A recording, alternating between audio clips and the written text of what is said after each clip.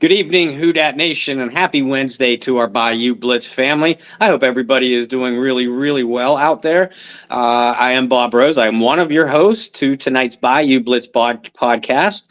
So I'd certainly like to welcome you. I'd also like to welcome my friend and co-host, Brendan Boylan. How are you tonight, Brendan? So far, so good. I don't know about up there in Pennsylvania, but down here we're starting to get a lot of pollen, which means my nose is having a blast right now. Yeah. I think my white Camry is now a yellow Camry. I might have to Yeah. go through the title work and change that. But no, other than that, it's good. I guess I'm embracing the pollen with my yellow hoodie, unintentional, but we'll call it that for whatever reason. But big week for the Saints. Lots of news to get to. We have a cool guest coming on a little bit later today, but I guess let's go ahead and start with the big news, Bob. If you've been living under a rock the last couple days, or maybe you went on a darkness retreat or something, Derek Carr, inks a 4-year deal with the New Orleans Saints. It is worth up to $150 million. $100 million is guaranteed. Bob, what's your initial takeaways from this? I know a lot of people, and we talked about it last week too, in terms of his contract. A lot of people aren't going to be happy that $100 million was guaranteed, but at the end of the day, I think the Saints walked away pretty good. Yeah, I do too. One thing's for sure. Whether you're a fan or if you're a fan, whether or not you agree that Derek Carr is the type of quarterback to lead the New Orleans Saints back into contender status, I think there was zero doubt at all that the New Orleans Saints felt that Derek Carr was the quarterback to lead them back to contender status. The two of us talked with John Hendricks around this time last week, and we all came to the conclusion based off of what was being said in John's interviews with Mickey Loomis and Dennis Allen that Derek Carr was options A and options B for the New Orleans Saints. And then you and I speculated he might be option C too. You got to give the Saints credit for this. They identified the quarterback that they wanted, and they went out and got him. And that crossed need number one off of their off-season to-do list. So, again, whether or not you feel that Derek Carr is a quality quarterback for the New Orleans Saints, it's certainly apparent that the Saints felt that way, and they did what it took to go get him. I applaud them for that. I don't mind the fit. I think Derek Carr is in, at the very least, the top half of the NFL quarterbacks in the league today. And probably flirting with top 10, top 12 status. When he's playing well, he has the numbers. I know he's going to be 32 years old at the end of the month, but that's still young for an NFL quarterback if they take care of themselves. So and I think the fit is there too. The relationship is there. He and Dennis Allen, who of course drafted him in 2014, have remained close through the years. So the coach got the coaches that he wanted this offseason. Now he has the quarterback that he wanted. So if you're a Saints fan, you got to look at it this way. There's no reason for failure for Dennis Allen in 2023. Absolutely not. And I threw that quote up there one more time if you guys missed last week. It was the quote of the week last week, according to me, from John Hendricks, was Derek Carr looks to be plan A and plan B for the New Orleans Saints. And just a couple days later, he ends up inking a big deal. So definitely want to give our flowers and give our credit to John Hendricks, who was on top of it per usual. This isn't the first time the New Orleans Saints have brought in a quarterback that was playing on the West Coast in the middle of their career. It's not the first time they've brought in a quarterback from the West Coast that was a Pro Bowler with their West Coast team in the middle of their career. And I think without further ado, that's a perfect way to introduce our guest, the legend in New Orleans, the legend with the Los Angeles Rams as well. Welcome in, Mr. Jim Everett. Jim, it's so good to see you again, my friend. Hey, good to be back with you too, man. You've got a lot to talk about down there in the Bayou. Oh, for sure. I mean, you know what? Forget about Derek Carr and the New Orleans Saints. Brendan and I have our quarterback, Jim. Mr. Everett, I hope you've been doing well. It's always great to catch up with you. It's always good. I mean, you guys run a fabulous show for, all the folks, all the Saints fans all over the planet for Saint Nation. So, I mean, it's great to be here.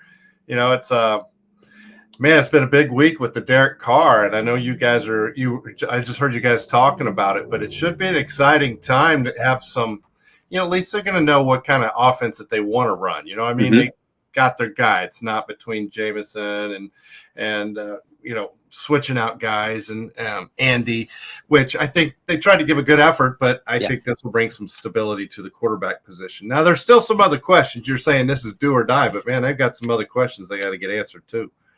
Oh, big ones for sure. But I think we can all agree the quarterback was at the top, number one of their off-season to-do list. But listen, I mean, you have your finger on the pulse of the NFL as much as anybody. Yeah. If you were the Saints, would you have pursued Carr?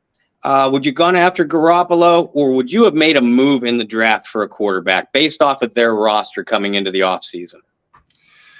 Well, we've talked about this before. I think at some point in time to do the reset for your franchise because of the salary cap issues. And that's we got some teams that are on, the salary cap looks like a bell curve. There's some coming up and having to pay their guys, and there's some coming back down and they don't have a lot of money. So somewhere the Saints are on the backside of that cap, and hopefully Mickey's trying to, do that. And it's, what happens is when you have, and what we saw is a bunch of under 30-year-old quarterbacks in the playoffs this year.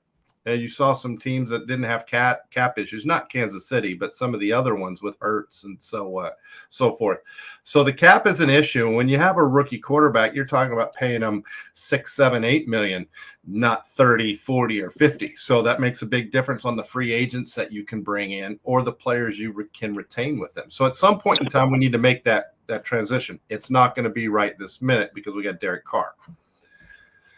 But they're going to have to look to, maybe there's a second or third round guy. I like Desmond Ridder up over in Atlanta, and I think he can do a good job. And, if you can find a guy like that in the second or third, if that's going to be, who knows? I like the McKee out of Stanford, who could possibly be somewhat like that. He's kind of a mobile Jared Goff. Well, you said it best. I mean, the Saints, and this kind of floated around after the Derek Carr signing, is that the Saints haven't drafted a quarterback in the first or second round since Archie Manning over 50 years ago. Mm-hmm. So the Saints have done a really good job. You're a great example of it. Obviously, Drew and now Derek, of being able to hit on some quarterbacks in free agency. But something that obviously the Houdat Nation likes to talk about, we certainly talk about it every offseason, is that this pushing the salary cap thing, while they always seem to navigate it, it's tax season, guys. I say it every year. If Mickey Loomis wants to do my taxes, I am positive I'd get the biggest return of my entire life. But nonetheless, at some point, you're going to have to pay all that off, and it looks like in a move to bring in Derek Carr, though I think the Saints got a pretty good deal for what the going rate for quarterbacks of his quality is, they're going to continue to kind of push the debt back a little bit further. Oh, there's no doubt. I mean, I think Derek Carr can function. Dennis Allen knows him. I think the fit is good. I think there's a lot of positives. It's not like you're bringing in a rookie that you have. I mean, Troy Aikman he's in the Hall of Fame, but his first year he went 1-15. I mean, that's kind of a tough thing. Dennis Allen's not in a position to survive that. I don't think anyone. So I mean, you got to look at Robert Saleh up in the New York Jets. I don't think he's in a position to survive much more of a rookie quarterback. So that's all the talk of Aaron Rodgers up there. So you got coaches that are on that curve too, and when you're at the end of it, you need to win now. And I think Derek Carr is a win now. Now you got some question marks about the healthy offensive line. Who's going to be the number 2 receiver behind Olive? Is Alvin going to be available? So I definitely see a receiver and a running back as spots of need for some young bodies in this draft. And receiver, by the way, is not the it's not the same. It's not the same depth in this. The right. Depth of this draft is going to be the back end, your corners, your safeties. There's some good depth there. Your edge, your defensive linemen. There's going to be some talent there, which will be interesting to see what happens with Davenport with his, being a free agent, because there's some good young talent that I think you can get for cheap. Hey, Jim, you talked about the lack of depth, at least that we perceive, at the wide receiver position in this draft. Because of that, and because of the depth at running back, defensive line, the other positions in need for New Orleans. And so because of that situation, if you were Mickey Loomis and Dennis Allen, would you circle back and try to sit down with Michael Thomas and mend whatever fences have been busted up there, and maybe try to redo a deal to get him back in New Orleans at a reasonable 1-year cost? I don't know. I mean, because at this point, it's going to have to be a prove it deal. And I don't know if that's where the situation, every relationship's different and every personality is different. You have multiple years injuries is really tough. And anywhere that we're talking about him, anywhere he goes, he's going to have to make a prove it deal. Is that going to be prove it New Orleans or prove it somewhere else? So, I mean, I think he has talent, but when you start being an older receiver with lower body injuries, that's tough to go. So, I really see him if the receiver crew is not as deep in the draft, maybe that's attacked earlier. Maybe that's looked at earlier in the draft. I'm not sure. Maybe land the guy that you really know could be a talent because, maybe you can get that edge rusher and that defensive lineman and that running back a little bit later in the draft because there are multiple ones that I think that can be NFL efficient. Looking at Derek Carr and his history out there on the West Coast, I know you got to see a ton of him over the last few years. There's a lot of skepticism over Derek Carr, which is something that personally I don't understand, having watched him on tape, watching him lead some less talented Raiders teams to the playoffs, or even the year where he broke his leg late in the season. I mean, the Raiders were one of the hottest teams in football. But one of the biggest things is looking at last season in the roster that the Raiders had offensively, obviously bringing Adams in from Green Bay, perhaps the best receiver he played with. And people look at last year for Derek Carr and say, well, you had the most talent that you had offensively, and you didn't put up really impressive numbers. What can you say to the Houdat Nation that is skeptical over where Derek Carr is at this point in his career? Yeah, there's nothing in a vacuum. So, I mean, I'm not going to build an excuse for Derek Carr, but anytime you're learning a brand new offensive system, that was the system that Tom Brady knows, the Earhart system, there's a learning curve. He's a West Coast offensive mind. He's learning a brand new offensive system. It wasn't really on the same page. He had Waller get hurt. He had the little receiver Renfro get hurt. So you could say he had talent, but they weren't there all year for him. So, I mean, I watched that team. They looked dysfunctional. I mean, I went to the game out here in LA when the Rams Baker Mayfield came back and did the last pass and beat him. They looked a little disorganized on the whole organization front of what a franchise should be. I don't think Derek Carr ever looked settled. I don't think he felt comfortable. I don't think he felt comfortable with the offense.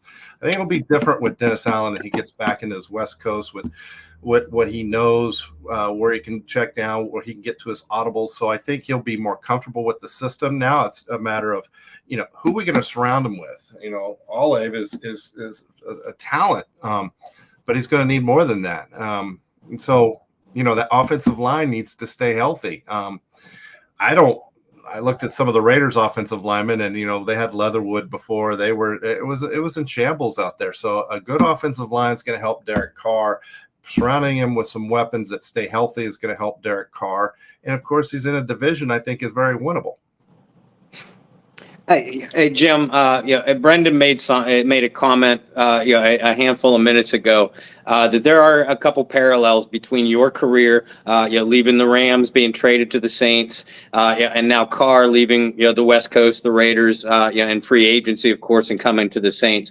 So I'm going to ask you a couple questions. Hey, by the way, you guys are talking about Las Vegas Raiders as West Coast. That's a freaking desert. I don't know if you guys been here. It's not really West Coast. They're a desert out there. You are right. You are right. There's no ocean anywhere near Las Vegas. I'll grant you that. But But there's no taxes too, so we got that going for you. So maybe he'll be, disgruntled because he's got to pay taxes in Louisiana. So whatever. oh, great point. And that leads to one of the things that I was going to ask, not the taxes part, but moving from the Rams to the Saints. What were some of the biggest challenges that you faced, and what came surprisingly easy? I mean, things like adjusting to a new coach and more new offensive coordinator, wide receivers, playbook. What kind of things did you have to deal with when you made your move? So I'll just help describe this to every one of the fans. Every year you're on a team, there's new dynamics that happen. About a third of the team change out. And over time, even if you play for the same team, it's a different team. There's different guys. It may be the same coach. Usually if you're a good team, all your assistants get taken away. So there's different staff. So when you say, you're in one place for a while, it's never static. It's never changed. Green Bay was different without Davante Adams. That was a big change. But I didn't think that Davante Adams was used as well as he could be used in a Las Vegas system. They're more of they want to get a running attack. It was good for Josh Jacobs. It wasn't as good for Davante Adams, but he got to play in front of his dad who lives out there and not pay taxes. So what I'm saying is every year's different. The fact that Derek Carr gets to come to a place where he's wanted means a lot. That's especially for when you're talking about a leader of a team. It's hard to be a leader of the team when the top management's doubting you. That happened to me in Los Angeles. I'm sure it happened to Derek Carr. I thought it was a great thing. I don't know if you guys watched the Pro Bowl or the antics and all that stuff, but they were in Las Vegas and he got to come back and be a Pro Bowl quarterback representing Las Vegas. And I thought that was really cool for him to have one final little playtime out in the stadium. Here he's basically gone. He's been benched and he gets to go to the Pro Bowl. I'm like, good for Derek Carr. I thought that was cool. But I think as far as the mental part of the game is as much as the physical, I think Derek Carr, no doubt, will get himself physically ready to play. I think mentally he'll be in 100 times better state. And maybe I'm just projecting the stuff that happened to me with him. But, I had a guy named Willie Rofe. I had, there was some talent in New Orleans. They just didn't have a guy chucking the rock that could get it done. And so when I showed up, it was part of the answer, but again, you have to have the defense, you have to have the offense, as we saw in the playoffs. You don't see any bad defensive teams getting to the playoffs. So you don't see bad offensive teams getting the playoffs. So it's Mickey's got a job to do to get all 22 positions plus a kicker, plus a punter and everything set in a winnable position. I think they can take the division. I think the division's up for grabs. Now, how far can they go after that? And Brandon, I'm sorry to step on you, but I want to follow up on something that you said, Jim. When you came to New Orleans, how quick did you get on the phone and get together with your guys? Quinn Early, Mike Haynes, Torrance Small, Irvis Smith, Wesley Walls. How quick was it your goal to get together with them?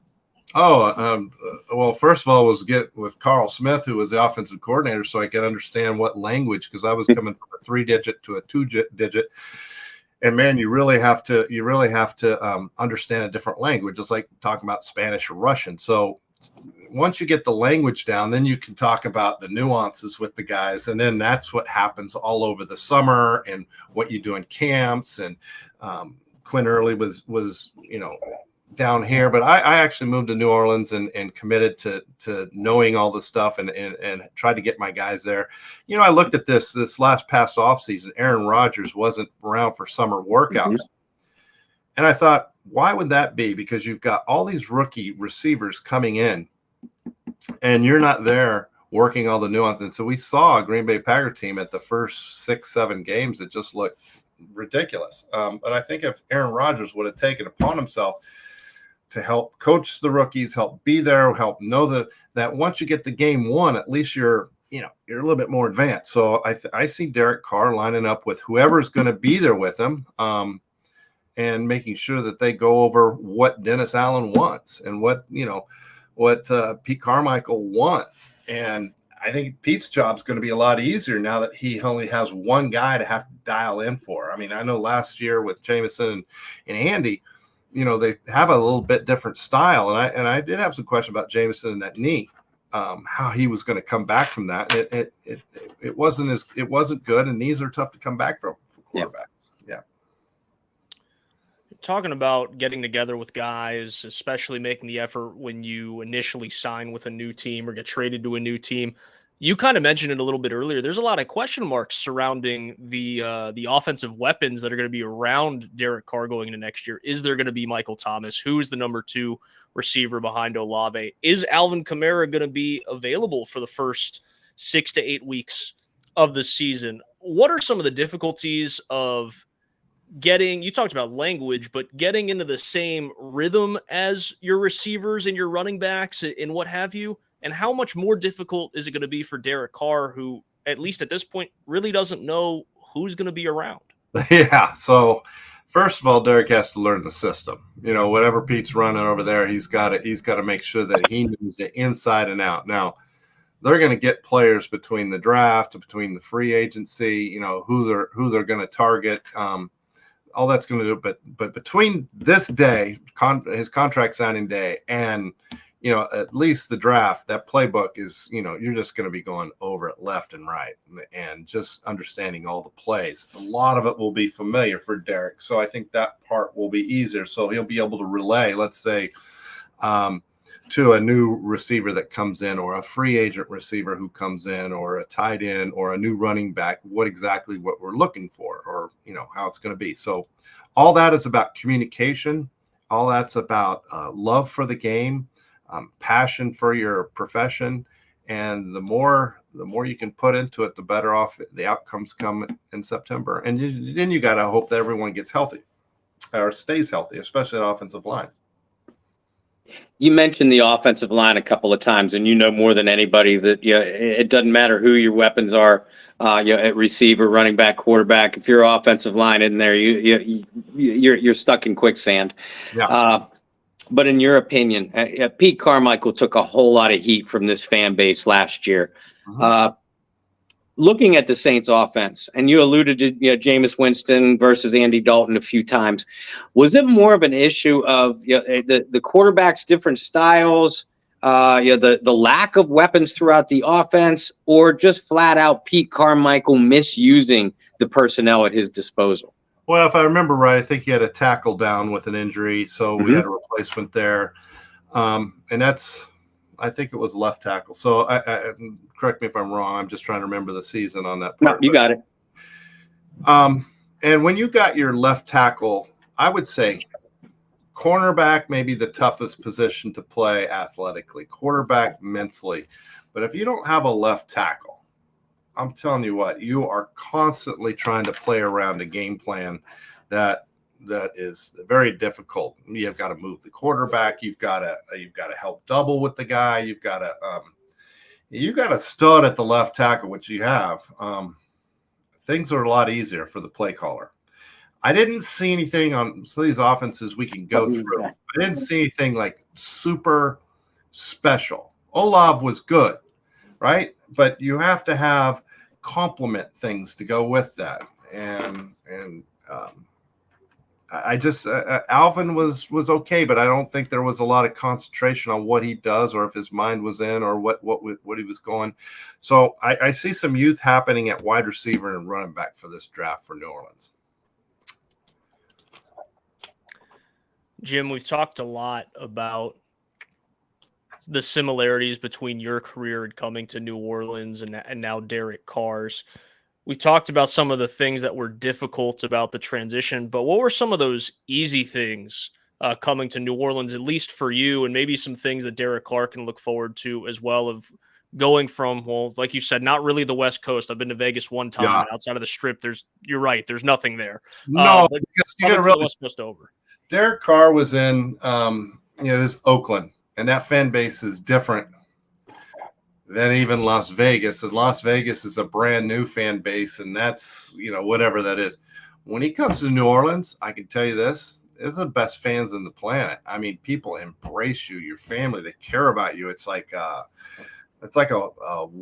big old warm hug. I'm telling you, it's like I played in the Big Ten, and we had a passionate fan base, and New Orleans Saints reminds me of that passionate fan base. And so I think he's going to feel more like. I think Drew Brees even talked about that, especially even after Katrina and all the different things that you feel different about what you do. You want to go out there and produce not only as a profession, but as your profession, but you want to do it for the people because you feel the passion coming from it. So the fan base has a different passion level, and each fan base is different around the country, but New Orleans is special. You'll feel that difference. Yeah, for sure. I mean, yeah, and I've heard the New Orleans Saints fan base being compared to a college type atmosphere more than once. And like you said, yeah, Drew mentioned it. We'd hear, New Orleans has their affinity for Ohio State players for the last couple of decades. We hear those guys talk about it too. You mentioned the Big Ten. Well, you say C.J. Stroud's coming down there? Is that what you're saying? That'd be the upset of the century. They go sign Derek Carr and then trade a bunch of picks to move up and get Stroud. That would be what we're going to get you back on if that happens. All right. Well, you heard it from you first. Hey, listen, we saw what acquiring Matt Stafford did for the Rams. I mean, in fact, you had a front row seat for it. Does Carr have that same kind of dynamic that he can bring to New Orleans? I mean, I realize we're talking different talent, but does Carr have that same kind of dynamic and ability that he could transform this Saints team? Yeah, I saw last year a Derek Carr that didn't trust the system. And when you don't trust the system, you can't play free. You can't, it's like anything else. So you're all balled up. You can't even think straight. So Matthew Stafford, I think, when he finally got, and it took him a little while to get the system, then he could do his, look left, throw right passes and let that just hang free, like no look passes in the Super Bowl. Matthew Stafford was flying free. Last year, the Rams didn't have an offensive line that we talked about earlier, and he was getting absolutely killed. And I hope that nerve is going to be good for him, but that's another issue. I think Derek Carr has the ability to let it fly and be free. I think before he's been a little bit of like, I don't want to make a mistake. I don't want to kill a team. He's just got to go to New Orleans and be himself and let it fly and see it, chuck it, throw it. That's how it's how he has to live. I think there'll be a little bit of a point where he's a little bit close to the vest, but he's got to open it up. And that's for Dennis Allen to make sure that he's comfortable enough to play to his ability. And if they do that, I think he can do it. If they make him, too tight and he's got to just say, I can't make a mistake, I don't think we'll see the Derek Carr we need to see. Jim, we ran a poll on Twitter for our loyal viewership before you came on about what they wanted us to talk about. And I think it's only fitting to run this while you're still here. So let's talk about what they want to hear and what they voted for. They want to know what the realistic expectations for Derek Carr should be in season 1 of him playing for the Black and Gold. It's a total guesswork. And if to answer this totally honest, there is no way anyone right now at this point can tell me what Derek Carr can do because you don't know who he's going to be doing it with. Now, we could have this discussion after April and have a clue after the draft and have a clue about, hey, this guy could be. They brought this free agent in. He could be this. We could start, projecting that. I don't know what Tampa's doing. I know what Atlanta's doing. I don't know, all the teams in that division. Carolina, I mean, they're a big question mark. What are they going to do? So I think Derek Carr can be, top 15 quarterback. If he has some people around him, I think he can be, quarterback number 27 if he doesn't. It all depends on what we have around him. And I think that goes for everyone. If just like Matthew Stafford, I think he can be top 5, but if you don't have an offensive lineman for him, he's going to be bottom 5. Going back to your career, because we talk about, and I know your week is jammed up, so you probably got to get flying in a minute. Yeah. Everybody talks about quarterbacks fit in a certain system, and coach versus quarterback, et cetera. After the Rams trade, you came to the Rams in '86. Then they went and traded Eric Dickerson out from under you in '87. Mm-hmm. after that happened, you guys morphed from a run-heavy team to a very pass-oriented attack in just 1 year. You guys were at the top of the league for 3 straight years in passing yards. Let me help you out here. I don't mean to step on you, but we brought Ernie Zampese up after Dan Fauster retired in 1986. True. So that next year in 1987, we ran the offense, what we call it, Air Coryell offense, the one that Dallas ran with Norv, and actually Kellen Moore that was running in Dallas is now going to be running with the Chargers. So you say Herbert runs some of our old stuff. It's all morphed, but it's that system. So that changed a lot when Ernie came in. Yeah, that's true. I forgot about Ernie, of course, and I know you were very close to him. But your head coach was John Robinson, coming from tailback U all the way back to USC. Was it a difficult transition for him, or did it take some lobbying from you guys, from you and the other players, and Ernie once he was brought in? Well, when I first got there, we had 2 offensive coordinators. We kind of had a run coordinator and a pass coordinator, and I'd be out on the field as a rookie, and I'd see who's talking, and I'd know if we're running or passing. So it was but most of the time we were running with Eric Dickerson. It wasn't that hard. Right. But as soon as Eric started doing his contract stuff and he was disgruntled, it was, players are players, and they do their stuff, and it's a business. So once he moved on, we always used to kid Eric, like, Eric, you can't catch anyways. And he catch what? So he went to Indianapolis, and he kept shooting back to us. See, I just caught 2 passes or 3 passes. Yeah, I can catch. Oh, it was funny. But yeah, I mean, like I was saying at the very start of the show, no one season's the same. Everything morphs, and coaches are going to try to play to your strengths. I think Derek Carr now brings a strength to New Orleans Saints that it didn't have last year. Now, the other positions, we got 21 others to make sure that we can fulfill properly, and that's what Mickey's working his mastermind on right now, so they can be competitive. And I see the reason why they didn't just cash in and say, hey, I'm just going to pay my taxes and go with a rookie quarterback, and we're going to suck, because the whole division's wide open right now. Mickey knows it. I think that there's an opportunity with Derek Carr, and if you fulfill the right parts, that a NFC South championship is possible. Jim, we talked about this the last time you were on, and talked about how when you joined New Orleans, it was right at the tail end of the Dome Patrol era. Mm-hmm. And we compared that to Drew coming in and that being a completely new era. And now you have Derek Carr coming in, who's seeing the very tail end of that Breeze and Peyton era. What kind of relief comes with that as a quarterback, knowing that you kind of get to rewrite the history books for a franchise because it's a complete clean slate and you're not having to worry about maybe the tail end of a dynasty or some fan favorites? Yeah, there's going to be a lot of change. But one of the things I think you're getting with Derek that I've always, when I listened to him, he never wanted to leave the Raiders. I mean, it wasn't until McDaniels got there and he let him go. He's a loyal dude. And so what I'm kind of saying here is that you're getting a guy that is as loyal as your fan base.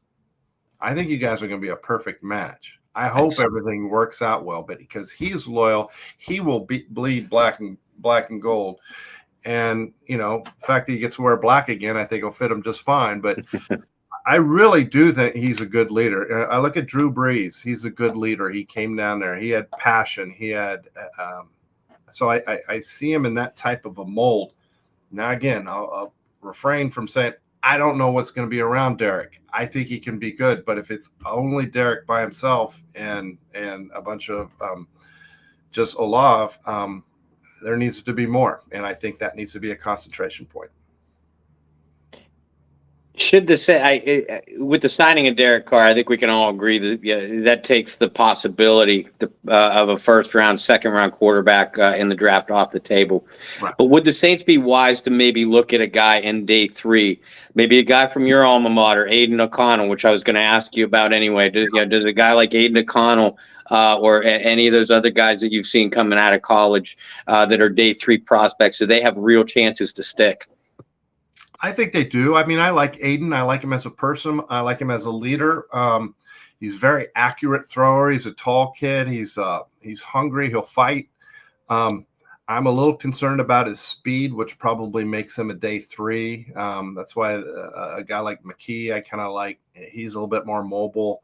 But he played for a Stanford team that was not good. So I don't think, he didn't have a lot of guys around. So I the evaluation process on him is going to be tough. I mean, it's not like some guy winning the national championship and you can see Bryce Young and you're just like, yeah, that guy's leading my team, because he's a champion. It's not that. So, I think Aiden's good. He's good enough to win some big games. I think some team will pick him up. I don't know if he's a year 1 or year 2. I think he'll grow into it. And, but I like the kid. I like him a lot. And I think he can do a lot of different things on offense. I just don't see him as a mobile guy. Derek Carr is much more mobile. Mm-hmm. I think in the NFL right now, you need a little bit of mobility to buy time. That's the way the blitzes are, what the defense doing, what the game is. It's a little more high speed, and you need to just be able to buy that half a second or a step, just let your receiver something develop a little bit more. And I think there's a premium on that. And we see that with Patrick Mahomes. You see it with Josh Allen. You see it with Hurts. I think you're going to see more of it. The 3 quarterbacks you just named, Mahomes, Allen, and Hurts, all 3 of those guys had a pretty good run game surrounding them throughout last season. And that's becoming a little bit of a dying trend in the NFL as everybody wants to throw for 4,000 and 5,000 yards in a season. You highlighted that this is a really deep class at running back. Is there a guy or two that you really like coming into this April's draft? Man, I don't really break down all the running backs as much. I mean, I've been looking on the defensive side a little bit more, but I don't. I mean, I know the kid out of Texas is super good. There's Texas A&M's pretty good.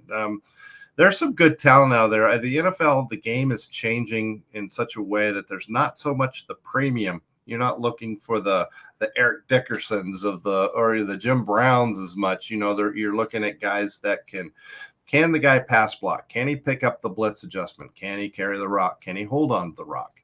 All those different parts of the deal. Can he go move in the slot and then do option routes? So the game's changing quite a bit. So your backs are changing, and how much you're paying them is changing. You're not seeing backs. Ezekiel Elliott with a $16.8 million contract is like a dinosaur. And probably that's going to be renegotiated, I would imagine. You got time for another question or two, or you got to get running? I got time for one more for you, Bob. That's great. Brendan, I enjoy being with you guys too. This is great. We appreciate it.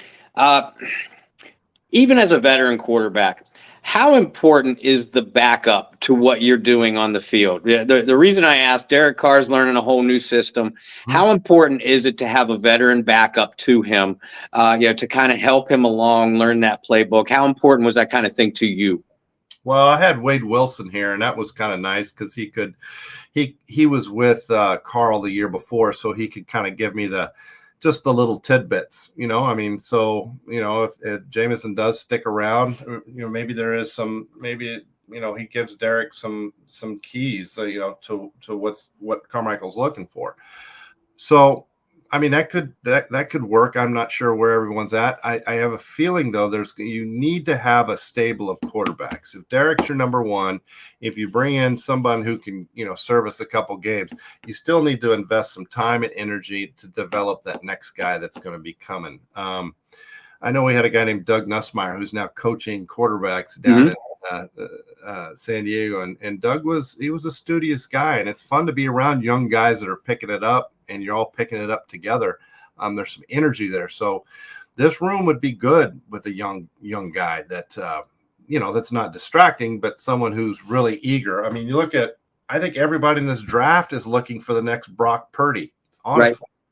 Right. Which 7th round guy can we find? Brock played 4 years and had a hell of a college career and just didn't have the intangibles when you looked at him. But I guess when you looked at Tom Brady, neither did he.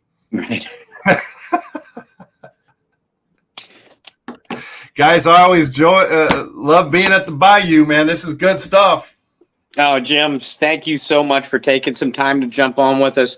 I keep giving you my word. We keep giving the fans our word. We're going to get you and Quinn on together. All right. Because that's going to be an entertaining show. But thank you so much for taking some time and breaking this down for us. He's doing all his movie making and right. all this stuff in L.A. and hopefully he doesn't get killed being a stunt man. But he's he's a busy dude. I see him every couple months, but I'll make sure I tell him hi for you. Yeah, for sure. Thank you. Yeah, I reach out to him every now and then too. He says the same thing. I know, man. I'm sorry, I can't this week. I got this. I got this, and this going on. Yeah, I had to go meet him up in LA the other day. So, all right. Well, guys, thank you. And I'm really happy that Derek Carr is a Saint. I can't wait to follow it. Mickey, get him some talent. Let's go. Now, be well, my friend. We'll talk soon. All right. See you Thanks, guys. Jim. All right. Always good to have Jim Everett on. Just a great football mind. Always good to pick his brain. And, we talked about it right before we went live, Bob. I thought one of the best choices of people to reach out to as soon as the signing happened was Jim. Just obviously same position. I know we've made plenty of comparisons on both those guys joining the Saints in the middle of their career after having some Pro Bowl stints in their previous teams. So I thought that was just a really easy phone call to make. So thank you for making that phone call, reaching out to Jim. And thanks, Jim, for hanging out and breaking down a lot for us. And I know the people watching as well really appreciate some of that inside info and just hearing it from a guy who did the same thing, even though he did the same thing. Oh, I don't want him to get mad at me and date him. But yeah, don't do that, Brendan, because I'll get mad at you too. Yeah, there are not too many years between in age between Jim and myself. Oh man, but Jim's a great guy to have. But let's talk about some of this. Yeah, Derek Carr is the big news this week. Yes, it looks like New Orleans has their can you call it a long-term answer at quarterback? They have their present answer at quarterback, the foreseeable future. Obviously, a quarterback could be drafted this year and they could do the Aaron Rodgers, the Jordan Love thing and have them sit. That's not the most ideal thing in the world, but they could. But I'll tell you though, I can't see that happening, and here's why. I'm not necessarily against it, because Carr is 32. You don't know how much longer he's going to play. I mean, maybe he does give you another 8-10 years. Maybe he plays at a high level throughout the 4 years of the contract that he signed to, and that would be great. But of course, there's no guarantee of that. But here's why it won't happen, folks. Here's why, and here's why the Saints won't draft a quarterback in the first or second round. When you signed Derek Carr to a 4-year contract, you were telling the NFL world, we think we're ready to win now. But the Saints, Mickey Loomis, hopefully Dennis Allen, they're also being realistic about it. Jim broke it down for us, for most of the last 45 minutes, that this team still has a lot of work to do.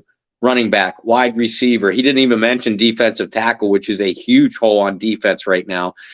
Maybe a playmaking tight end. You got to have confidence in your offensive line. Is this the line that you want? Do you have confidence that they'll stay healthy? If not, you got to go out and get a body or two. So they're not going to be able to throw around a lot of money in free agency. They'll be able to bring in players. They always do. But they got to retool this team through the draft. And to do that, you got to hit on your first 3 picks. In this case, your first 3 rounds. So so I don't think the Saints even touch a quarterback in the first 2 rounds for sure, and probably throughout all of day one and 2. Oh, absolutely. I think you kind of hit the nail on the head when you asked Jim, what about a day 3 pick? And you look at some of those guys that just might be some students of the game that would be good to have in the building. The one guy that sticks out to me as a guy that could fit in terms of just being a student of the game, being hungry, being a winner, is a guy like Stetson Bennett, at Georgia. Definitely not going to be a day 1 or day 2 pick. Obviously, because of height, some of the intangibles, his age is another thing as well. He's like 25, going to be 26. Yeah, Max Duggan from TCU. I'm a huge fan. I wanted to make sure that I asked him about Aiden O'Connell. I loved his game at Purdue. Jim brought up Tanner McKee from Stanford. And you have an athletic project too if you want to reach out that direction, and DTR from UCLA. So there are going to be guys out there. And he pointed out, and he didn't need to because we already knew everybody's going to be looking for the next Brock Purdy now. Everybody knows the story about Tom Brady going in the 7th round, but people forget Gus Frerotte was a late round draft choice, and he went on to have a pretty solid NFL career. Dak Prescott was a 4th round pick, so you could still pick up quality guys that it might not be starters for you, but might develop into guys that could step in as a quality backup. And win a few games for you, be an extra coach on the sidelines. I think of a guy like Gary Kubiak back in John Elway's days. Elway was drafted 1st overall in 1983, of course traded to the Denver Broncos. But Gary Kubiak was a 12th round pick by the Broncos that year out of Texas A&M, and he wound up being Elway's roommate for years and years, and of course a terrific offensive coordinator and a pretty good coach. So you're always looking for talent at every position. So, I agree with what Jim said. I do not discount the Saints taking a day 3 quarterback whatsoever. Well, also think about this. I think about some of the best backups of the last maybe decade or so. And I look at guys like Charlie Whitehurst, Clipboard Jesus, who only had like 7 career starts. Right. But was a solid backup. I look at a guy that we are familiar with in New Orleans, and Chase Daniel, who's one of the highest paid backups. Has he started a couple games elsewhere? Yeah. Has he made a crap ton of money because he's a really smart, quality backup, a guy you like to have in your quarterback rooms and on the sideline? Yeah, absolutely. You're always looking for that guy. And I'm glad you brought that question up to Jim, talking about backups and talking about the quarterback room. Obviously, the Saints right now, it's Derek Carr and Jameis. Jameis is likely to get cut. We all know that, but it's just Derek Carr. So are you going to bring Andy Dalton back to be a backup, just as a guy that you could bounce ideas off of? I'm totally for that at this point. Dalton Bridgewater knows the system and knows Carmichael pretty well. I think the Saints would be fools not to at least talk to one of those two guys, or go after another veteran that has had a little bit of starting success in the NFL. You can't. Otherwise, I feel like you're throwing Derek Carr to the wolves a little bit. I think to an extent, too, to kind of piggyback off that, you are not doing Derek Carr a favor if you don't have a quarterback in the room that at least knows the system and the terminology a little bit, whether that is a Bridgewater, whether that is Andy Dalton. I think if I was a betting man, I'd put my money on Dalton coming back on a 1-year contract or a 2-year contract, very similar to what he was on, like a 1-year, $3 million deal to be a backup and a guy that, if something were to happen, he could come in and contribute. Yes, I know it wasn't the prettiest year last year, but Andy Dalton wasn't supposed to be the starter last year. Right. So you have to keep that in mind too. And I mean, especially towards the end of the year, the offense didn't play extremely well, but the team was winning games towards the end of the year. And the defense did enough to allow Andy to do enough to win games, if you will. So with that, the last 10 minutes, Bob, we kind of touched on it with Jim, but our viewers wanted us to talk about what the expectations for Carr should be.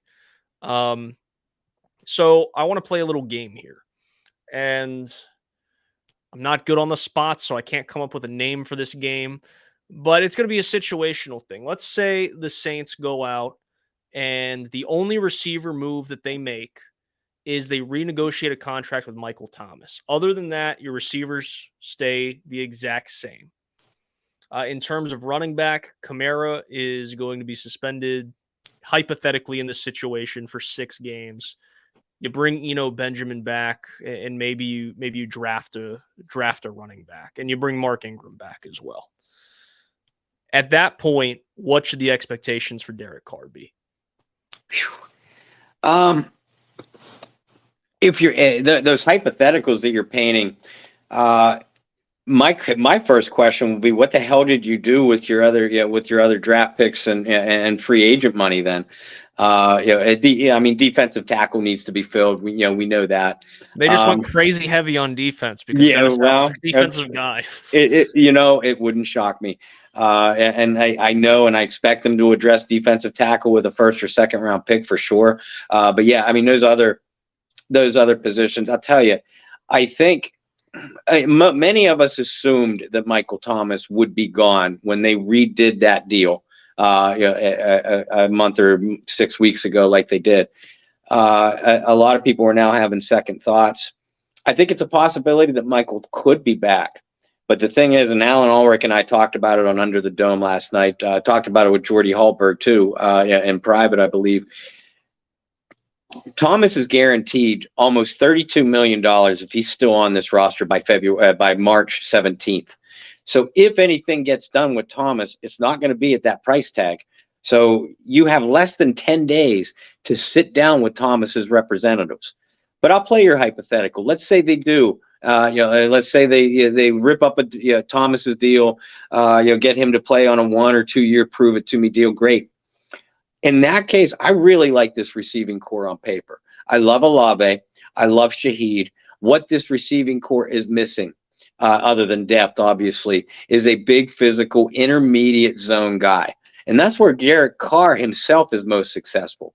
So if you can get Michael Thomas back and he stays healthy, I actually like that receiving core. The running back, if you hit on a running back with an early round pick by your hypothetical, I like what Carr and the running game would have in front of them. I expect Penning will be your left tackle. Just a hunch that James Hurst is going to be your left guard. Then McCoy, Ruiz, and Ramczyk to round it out. So if that line stays healthy, I think that this could be a infinitely better offense than what it was in 2022. Top 5, no. Not in your hypothetical. I think they got to add more pieces for that, and they certainly got to prove that they can stay healthy. And as Jim pointed out, expect some growing pains through the first quarter, maybe even first half of the season, because Derek Carr has to learn a whole new playbook and a whole new offensive system of players. So if everybody stays healthy and the defense keeps them in it, then the offense would be a much better unit at the end of the year. But I think that based off of the roster that we know now and what we think that what we think the Saints are going to do to fill the roster holes, I do agree with Jim and what other people are saying is that the expectations for Derek Carr coming right out of the gate should be at the very least winning the NFC South or being right in there by season's end. Because I think you put Derek Carr on this roster last year with everything else that was going on. I think that he gives you at least 1 or 2 more wins. 1 or 2 more wins gets them into the playoffs. Absolutely. Now, let me say this. I think Carr is a major upgrade. I like Derek Carr. I don't understand the amount of hate that the signing has got from some of the fan base. However, if we're being realistic, does Derek Carr make you a Super Bowl contender just by signing him?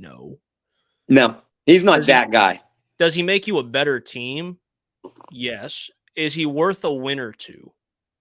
Yes. That's where I'm at with it. I think he's a top 15 quarterback in the league. I think he had some bad breaks while he was in Oakland/Las Vegas in terms of health and in terms of some of the talent around him. And also the fact that you do have to remember he's still in the prime of his career technically. But from about, let's say 25 to 30, there's a 5-year gap in Oakland/Vegas. I guess really just Oakland. Think about the guys that were also in the AFC at that point. Think about the other teams that he had to play within his own division. Right? Those are the things that I think people kind of neglect and forget. And even if you don't want to go that far back, look at just the last 4 years who he's had to play in his division. There's really only been one really solid team, but damn, they've been a good team. I mean, how many Super Bowls has Patrick Mahomes been to already? You know what I'm saying? So right. He's had some tough breaks in those instances. Again, I'm not ready to crown him as like this all-pro type level quarterback, but he can get back to a Pro Bowl level. Mm-hmm. And what you said about Olave, what you said about Michael Thomas being an intermediate route guy that could really benefit from a guy like Derek Carr. I look at a guy like Hunter Renfrow, who I got to see a lot down at Clemson. Oh, I've loved Renfrow since Clemson. Right. And a lot of people said he wasn't going to be an NFL guy. I said, no, you are wrong. This dude walked on to Clemson. He's a legend at Clemson for more than just the one catch. But I look at a guy like Olave and I'm like, man, you got a lot of things that Hunter Renfrow does really well. Yeah. Better skill set, better speed. I'm not saying he is Hunter Renfrow, but I'm saying you could see the similarities and seeing, well, if he made Renfrow into the guy Renfrow became, what could he make Chris Olave? I look at things like that. I think I found a name for our game moving forward. We're going to do it every week now, Bob. I'm going to drop it on you like this. All right. Dot or drop? I like it. Dot or drop. So we'll throw some hypotheticals out there and you say dot, like that's a dot. Quarterback threw a great pass, or you're dropping it. You don't want anything to do with it. Dot or drop. It's going to be the new thing here on the Bayou Blitz. We'll make t-shirts. We'll make hats. We'll have a whole marketing campaign. I like it.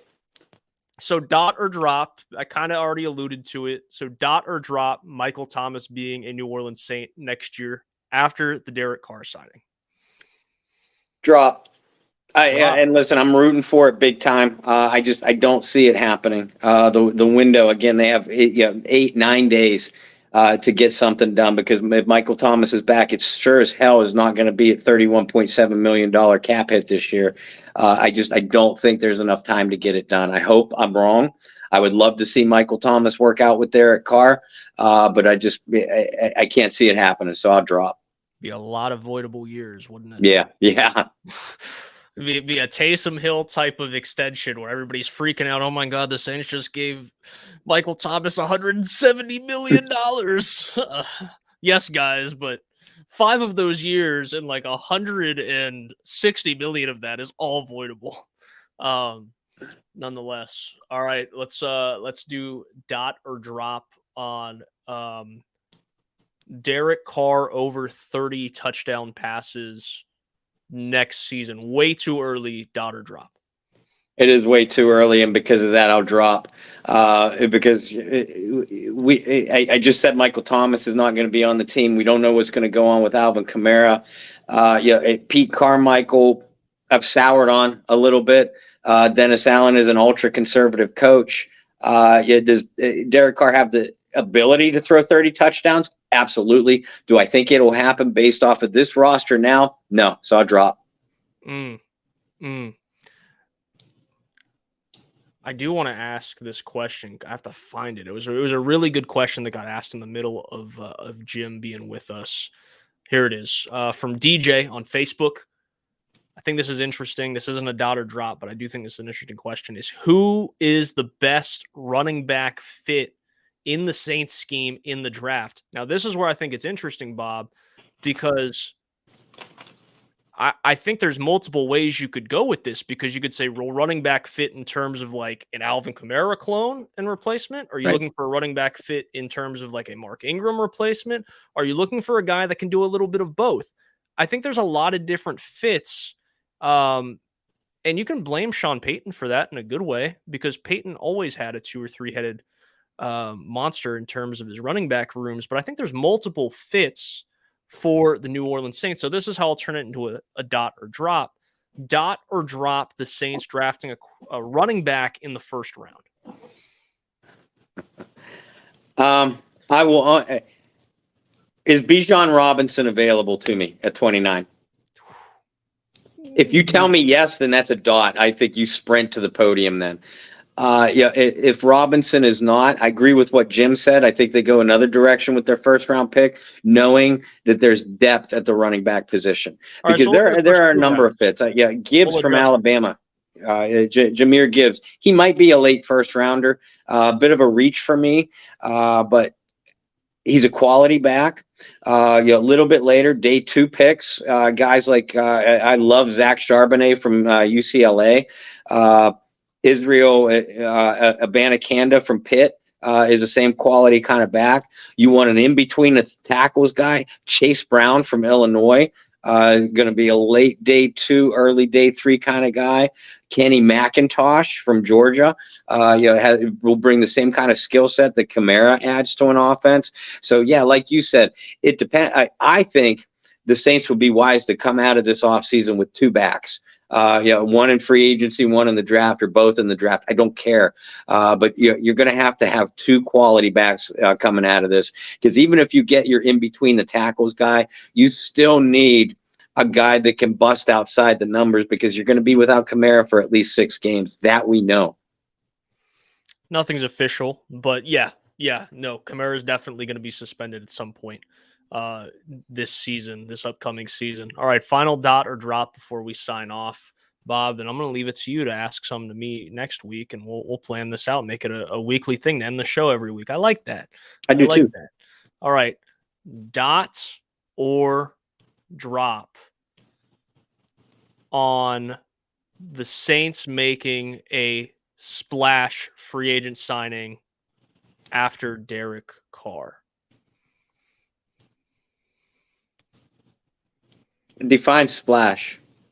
See, that's that. You're supposed to just go with it. I know. Are you talking Pro Bowler or?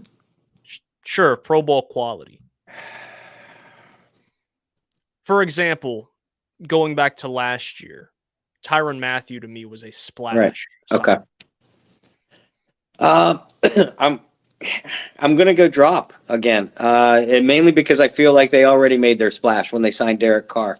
Like I said, they'll bring in guys. They'll bring in starters, guys that started elsewhere. But I don't think they're going to bring anybody that makes you go, oh my God, wow, I didn't see that coming. That flips the script entirely. No moves like that, because they've already made it. Okay. So I'll drop. And there you have it, guys. First edition of Dot or Drop here on the Bayou Blitz. I like that. That's going to be a fun segment moving forward. And then the other thing is, guys, we're going to ask you, along with our Twitter poll, to drop questions, almost like a mailbag. Drop dot or drop questions that we can ask every week, and then we can shout you guys out and sit here. Jill from Twitter said, but anyway. Yeah, I love it. That way we can both dot or drop. Yeah, I think that's a good one. I think that's a good one for sure. Gypsy Quill, you on, my man? Say again? Gypsy Quill, is he on tonight? He was. Gypsy, if you're still out there, happy birthday from both of us. I know it was 2 or 3 days ago, I think.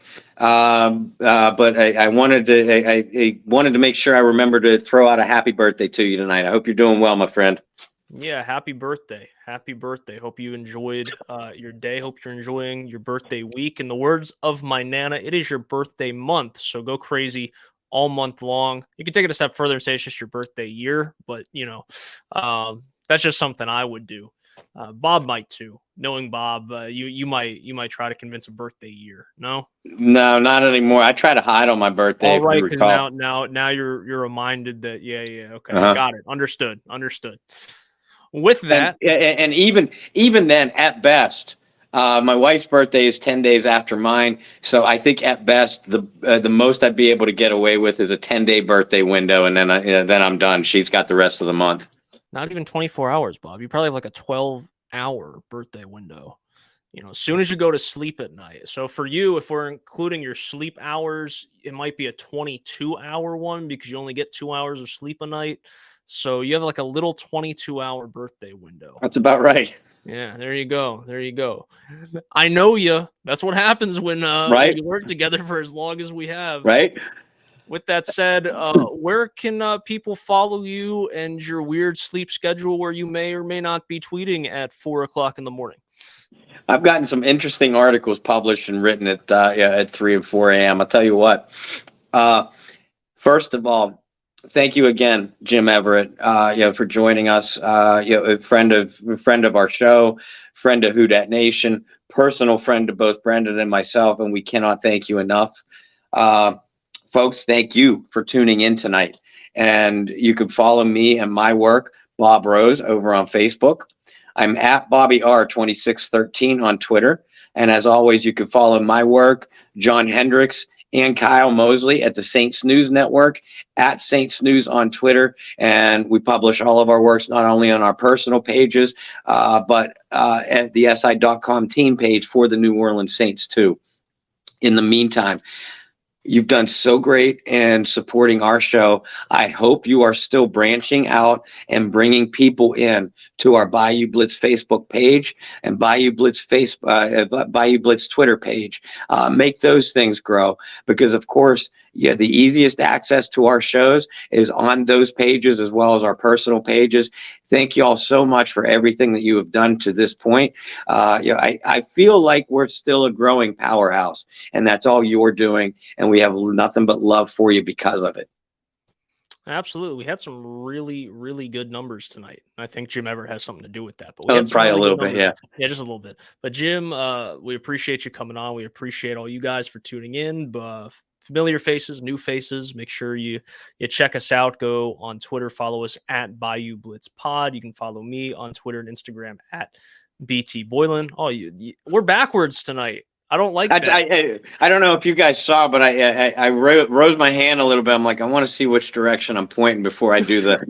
Yeah, I was like, wait a minute, we're backwards. I don't like this. But nonetheless, you can follow me over on Twitter, Instagram at BT Boylan. Follow all the work for Bob and John and Kyle and the Saints News Network. Just go to saints.media. Before we headed out, I wanted to give a real quick shout out to my alma mater, Gardner-Webb Running Bulldogs women's basketball team, winning the Big South Conference Championship for the second time in school history, and being only the second women's basketball team in the country this year to finish with a perfect record in conference, joining the South Carolina Gamecocks. Coach, are they going to the big dance? They are going to the big dance. That's awesome.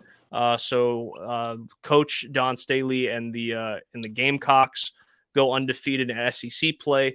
Coach Alex Simmons and the Gardner-Webb Running Bulldogs undefeated in the Big South. It was a crazy cool year. They actually played the championship in my backyard in Charlotte, so I got to go hang out, see some familiar faces, and I got to work with Coach Simmons when she came over from Ole Miss. So it's really good to see that team be successful. So that's awesome. Shout out the Running Bulldogs going dancing for the first time, the women going dancing for the first time since 2010, 2011. So big deal for Gardner-Webb. Just wanted to give them a quick shout out. Guys, we appreciate all you do. You guys are continuing to grow the show. Like Bob said, like I said too, we had great numbers tonight. Next week, got to figure it out. I'm going to be in Texas. I'm going to be traveling. I'm going to be on planes. So we got to figure out when we're going to be on next week, but make sure you follow both of us on the web so you know when you guys can hear us talk about Saints football, when we can answer some of your questions, and when we can play a little bit of our new game, Dot or Drop, with questions from you guys. That's Bob Rose. I'm Brendan Boylan. Thanks so much for tuning in to the Bayou Blitz podcast. Until next week, find peace, spread love, practice positivity, and we'll see you for another episode of the Bayou Blitz podcast.